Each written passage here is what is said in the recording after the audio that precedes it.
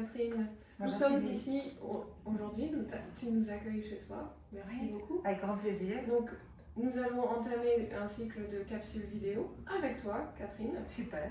Donc, Catherine est micronutritionniste et naturopathe depuis très longtemps. Elle accueille des patients ici. Et aujourd'hui, nous avons le plaisir de partager ensemble cette discussion autour de 2 thèmes. Le premier sera l'axe surrénal-thyroïde. Oui, que j'adore. Chef d'orchestre de l'énergie au quotidien. De fait.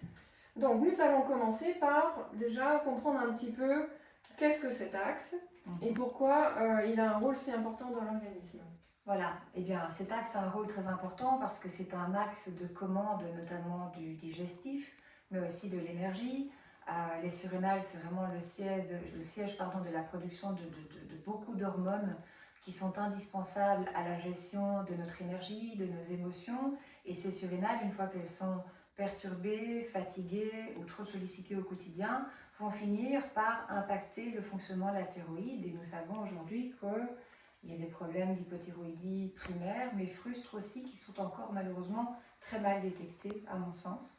Et donc, le fait de pouvoir renforcer les surrénales d'abord et la thyroïde ensuite, en évaluant toute une série de paramètres, permet d'agir harmonieusement. Parce qu'aujourd'hui, souvent, on rencontre des problèmes thyroïdiens, mais on ne tient pas assez compte du fonctionnement de l'axe du stress, comme on l'appelle en termes scientifiques, qui est pourtant très très important parce que ne renforcer que la thyroïde ou ne rééquilibrer que la thyroïde, c'est un peu, je dis souvent, comme jeter de l'huile sur le feu. Je ne sais pas si tu partages. Totalement.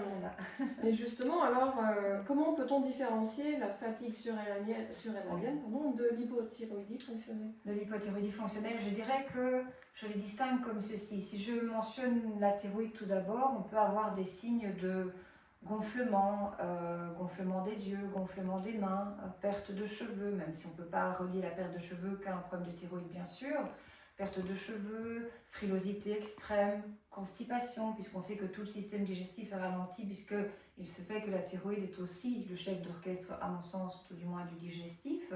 On peut avoir des problèmes de peau sèche, d'anxiété, de sommeil bien sûr, de manque d'énergie matinale notamment.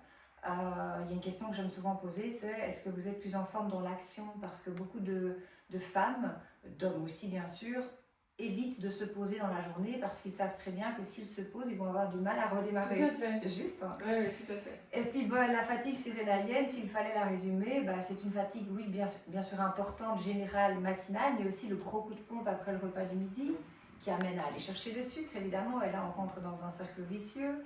C'est parfois les yeux quelque peu cernés, des vertiges éventuellement, surtout quand il y a de l'hypotension. Il y a souvent de l'hypotension en lien avec des surrénales, en tout cas vraiment affaiblies. Et puis on a cette phase hypo, je ne vais pas rentrer dans les détails, mais voilà, qui suscite toute une série de symptômes qu'on connaît bien. Mais je dirais surtout cela, le fait qu'on ne supporte pas le bruit, qu'on ne supporte plus ses enfants en fin de journée, on a juste envie de exploser. Le moindre petit stress nous affecte très vite, très fort. Voilà un petit peu comment je distingue les deux. Et pourquoi alors ces troubles sont si souvent sous-estimés et mal diagnostiqués?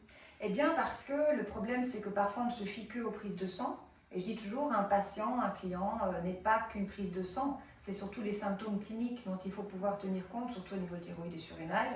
Et puis je dirais que oui, si on a la chance de pouvoir aller effectuer des tests urinaires, salivaires, là on a quand même plus de détails. Mais en approche classique, c'est plutôt prise de sang. Et encore, je vois très rarement des taux de cortisol dans les prises de sang ou de DHEA, encore moins de prénénolone, encore moins d'aldostérone. Donc en fait, le problème de diagnostic est évidemment très important. Quand on arrive à faire du salivaire, c'est déjà un niveau... On est d'accord, c'est ça, hein, on est plutôt en approche fonctionnelle ou naturopathique fonctionnelle et c'est vrai qu'on les compte encore sur les doigts de la main, je dirais. Ouais. Ok. Alors on va passer plus sur le côté micronutrition. Ouais. Donc quels sont les micronutriments qui soutiennent les surrénales et la thyroïde? Alors, je commence les surrénales. Vas-y. Alors les surrénales, je vais les citer en gros.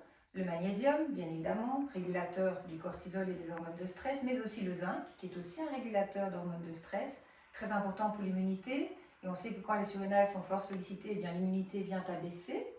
Je citerai la B5, très importante pour fournir l'énergie à partir du coenzyme A. Je citerai les autres vitamines B par ailleurs, la vitamine C, très importante aussi pour soutenir les surrénales, surtout aussi quand il y a hypotension. Qu'est-ce que je pourrais encore citer? En matière de nutriments, je pense que oui, la vitamine D, bien sûr, voilà. Et puis il y a les plantes, mais ça on en parle après. Oui. Alors en matière de nutriments, micronutriments pour la thyroïde, eh bien je citerai encore une fois bien sûr les cofacteurs de la T4, l'iode, et là évidemment les carences sont énormes aujourd'hui et mal repérées puisque il faut quand même faire des analyses urinaires, et là j'ai plutôt tendance à suggérer l'iode sur les urines de 24 heures, ou si pas, l'urine matinale, voilà. Le sélénium, rarement demandé, trop rarement demandé, et souvent en carence, parfois en excès, mais souvent en carence. La tyrosine, alors quand on a un petit déj protéiné, on retrouve la tyrosine, mais si on n'a pas de petit déj protéiné, eh bien il nous manque de la tyrosine, voilà. Ça c'est pour la T4, je dirais. La ferritine est très importante aussi, enfin le reflet de la réserve en fer. Le magnésium aussi, bien évidemment, il y a pas mal d'études. Et puis, pour la conversion de T4 en T3 et la DIO2, j'évoquerai bien sûr le sélénium et le zinc. Et puis, je parlerai aussi de la vitamine D et de la vitamine A, que je place beaucoup dans les cas de thyroïdite auto-immune, parce que la vitamine A et la vitamine D induisent la différenciation des cellules T régulatrices qui vont aider à diminuer les anticorps anti-thyroglobuline et anti-TPO. Que dirais-je encore? Et puis bien sûr je prends soin du microbiote la plupart du temps avec, voilà, c'est ça, hein, des bonnes poudres riches en nutriments pour pouvoir aller le rediversifier, réparer les muqueuses et désenflammer la sphère microbiote. Ça c'est pour les... Ce qui est bon pour le microbiote est bon pour la thyroïde. Mais tellement, parce qu'on peut aller dans les deux sens évidemment. Tout à fait. C'est juste, hein. Mais oui. Voilà. Ok. Voilà. Donc on va s'appesantir un petit peu maintenant sur comment soutenir naturellement cette résilience de cet axe avec la nutrition et puis les plantes adaptogènes, le côté plus naturopathique. Voilà, plus naturopathique. Alors oui, les plantes, on peut peut-être commencer par les plantes, ça va pour toi? Alors les plantes, au niveau du soutien surrénalien, et bien évidemment, c'est la grande mode des plantes adaptogènes, et heureusement. Et heureusement, moi j'adore les synergies parce que j'aime associer des plantes plutôt à tendance yin et yang. Voilà, c'est juste. Le bon équilibre. Voilà, le bel équilibre et le fait de bien supporter aussi une formule adaptogène, ça part de là, je trouve. Alors si je cite mes préférés, on a le rhodiola, l'ashwagandha, on a l'éleutérocoque, le ginseng sibérien. Moi aussi j'adore. On a la maca, bien sûr, et la maca justement j'aime l'associer, j'aime qu'elle ne soit pas seule dans une formule en général. J'aime beaucoup le safran. Alors le safran n'est pas tout à fait considéré comme un adaptogène, mais le safran est extraordinaire déjà de par l'inhibition des monoamine oxydase A et B, donc il restitue vraiment les niveaux de dopamine et sérotonine qu'on perd avec la sursollicitation des surrénales. Et puis, qu'est-ce qui me manque encore? Le gotu-kola, la Centella asiatica, que j'aime beaucoup, les mycéliums de champignons également, qui vont vraiment réguler les hormones de stress, renforcer les surrénales et aider à pouvoir justement mieux maîtriser les sources de stress et des émotions au quotidien, ce qui est un problème omniprésent aujourd'hui. Je crois que le stress est l'ennemi numéro 1 de l'homme, je le dis souvent, et donc les plantes adaptogènes, on en a vraiment besoin et ça fait du bon boulot. Donc ça c'est pour les surrénales, et puis il y a encore plein de choses à dire, mais voilà. Alors pour la thyroïde, là il y a quelques extraits phyto que j'apprécie particulièrement. Je citerai en premier l'ashwagandha.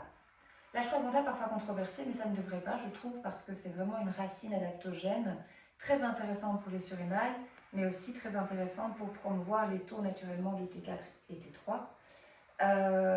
L'extrait de camphéreol également, très intéressant pour promouvoir la conversion de T4 en T3. Et bien sûr la résine de gougoul, comme Iforamucul, que j'adore, parce que là aussi on a un très beau renfort de la conversion de T4 en T3, mais la résine de gougoul est très intéressante aussi pour convertir les taux de cholestérol en sel biliaire. Donc c'est pas mal du tout au niveau de la prise en charge des problèmes de cholestérol oxydé, comme on peut les retrouver dans les cas d'hypothyroïdie. Donc je trouve que ces plantes-là sont intéressantes. Et d'un point de vue nutrition, alors là, rien de tel bien sûr que de suivre en quelque sorte les préceptes de la chrononutrition, avec un petit déj bien sûr protéiné, j'en démords pas.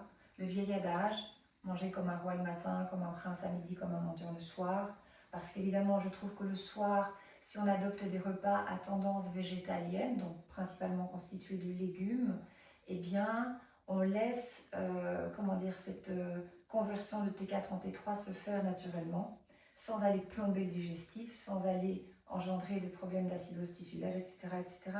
Donc voilà, et le fait d'avoir les protéines le matin, bien évidemment, autant pour les surrénales que la thyroïde, ça prend tout son sens. D'ailleurs, quiconque expérimente ce type de placement des aliments, j'ai rien inventé, va vite réaliser les bénéfices pour l'énergie quotidienne, pour la limitation des petites addictions éventuelles de fin de journée, pour la constance en gestion des émotions, et bien sûr, l'axe surrénalo-thyroïdien en mesure la pleine puissance. Ce que je trouve intéressant aussi de prendre en compte, c'est forcément l'aspect glycémie. Yes, tout à fait, exactement, c'est ça. Le fait de commencer par un petit déj protéiné avec du bon gras, et même du bon gras saturé, hein, parce qu'on confond gras saturé et acide gras trans aujourd'hui, c'est ça qui est un peu catastrophique, c'est juste hein, des bons œufs, un bon beurre au lait cru, un bon jambon de ferme sans nitrite, enfin tout ça le matin. Voilà, et le bienvenu, un avocat, du houmous, de la truite fumée. On est d'accord que le petit déjeuner détermine toute la glycémie de la journée. Tellement, et comme ça détermine la glycémie, ça détermine aussi la fluctuation, ça stabilise la fluctuation des hormones de stress. Et donc les coups de pompe sont beaucoup moins présents, du coup on va moins chercher du café, le chocolat qui va avec. Et c'est dépendant aussi de faire entrer la T3 dans les cellules. Tellement, voilà, évidemment, bah, je suis tout à fait d'accord, voilà, tu complètes. Voilà. Super. Donc voilà, donc bah, finalement, pour résumer un petit peu, hein, quel conseil simple pour quelqu'un qui allez, se dit, oh bah, alors je me retrouve là dans tous les points, là. Par quoi commencer en fait, simplement? Par quoi commencer? Ben, je dirais déjà commencer justement bien commencer la journée, hein, voilà, avec le type de petit déjeuner qu'on vient de citer, et essayer d'avoir au niveau du bol alimentaire quotidien les cofacteurs thyroïdiens. Les noix de Brésil qui fournissent le sélénium, à contrôler par la suite bien sûr, l'iode qui va fournir, qu'on va retrouver dans les algues ou dans les petits poissons, à contrôler aussi bien sûr par la suite, le zinc qu'on retrouve dans les bonnes protéines animales de qualité, la tyrosine qu'on va retrouver justement dans le petit-déj protéiné. Tout ça pour moi est important, et bien sûr le petit-déj protéiné pour soutenir les surrénales. Donc la gestion des émotions et de l'énergie part déjà de ce petit-déj approprié, et surtout aussi de la bonne respiration. Parce qu'aujourd'hui on s'arrête là, c'est le gros problème. Il faut pouvoir pratiquer la cohérence cardiaque, la sophrologie. Voilà, il y a assez de techniques disponibles sur Internet aujourd'hui. L'olfactothérapie. Mais tellement, voilà, l'olfactothérapie, trouver vraiment les huiles essentielles qui vous correspondent au niveau odeur et relaxation. Pour ma part, c'est fondamentalement le petit grain orangé, mais voilà, il faut trouver ce qui me correspond. J'adore les ylang-ylang, voilà, exactement. Je suis une fan aussi. Mais donc tout ça est important, et surtout avoir ses heures de sommeil, parce que si on n'a pas ces heures de sommeil, eh bien toutes les hormones de stress vont fluctuer. Donc tout ça au niveau hygiène de vie, c'est avoir se balader en pleine nature et faire du sport, bien évidemment. Là j'ai dit le principal, je pense. Eh bien merci, je pense qu'on a fait le tour de la question. Merci Sylvie. Merci.